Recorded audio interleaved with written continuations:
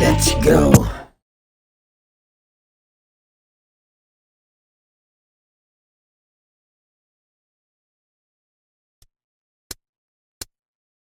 Sa larangan ng iyong buhay dapat ikaw ay maingat, dahil mata nila nasa mali mo'y nakadilat. Parang ayuda lang laging inaabangan, mga tao na ganyan, utak ay walang laman. Pag-uusapan ka na lang pag may nasabi kang mali. Hilig nyo mang ganyan pero alam nyo ba kasi mga sabik na makita ang iyong mali? O ba't napareact ka dahil totoo nga kasi? Mga utak talaga, buhay ko'y inyong inaral. Basta nakadepende lang sa mga mali kong asal. Kung gusto nyo ng problema, walang problema sa akin yun. Kahit pa magtulong-tulong, hindi mangyaring magkampiyon. Sige, ako na ang mali at kayo na ang perpekto. Alam ko naman kasi na utak nyo ay may depekto. Mga nagmamalinis, laging inis na inis. Mga dumi lang sa harap, pakikuha ng walis. Yung mga banat matindi, kaya tumabi-tabi. Huwag ako subukan nyo dahil na-testing na kasi. Mga estilo nyong ganyan ay halatang nakakalenche. Parating mga buang nagmumukha lang kayong peste. Ang daming sinasabi na namang katuturan, daming paligoy-ligoy, wala namang kabuluhan. Nasaan ang kahulugan ng mga sinasabi mong ganyan? At kung ganyan ka ng ganyan, manahimik ka na lang. Laging pakatandaan, wag ako iba na lang.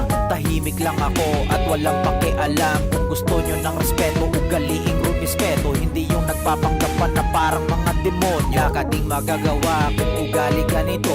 Si angas nga kasi dapat nakilalanin nyo. Kung nayayabangan ka sa mga estilo ko, di ko na problema yun pagkat problema nyo na yun. Ba't ba nangingialam kung mensahe may laman? O baka inggit ka lang kaya ka nangingialam? Pili na lang kasi yung taong pinakisama, tapos di ka pa kasali sa gusto kong makisamahan. O ano, masakit? Talagang hindi pilit. Mga bara kung ito ay aking dinikit-dikit. Huwag kayong mag-alala dahil sulat ko pa lang to para ipakita sa inyo na may ibubuga ako. Kung ayaw nyo sa akin, ayaw ko din sa inyo. Hindi ko ipipilit kung ano ang gusto nyo, pero uulitin ko, wag ako iba na lang.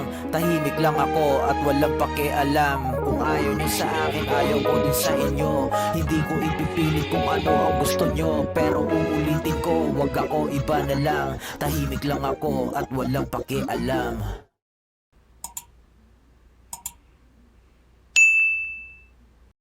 Pera-pera lang kasi para magkakaibigan ka. Pag wala ka ng madukot ay iiwan ka nila. Ganyan ba ang halaga ng pakisama sa iba? Make money muna para tropa-tropa na.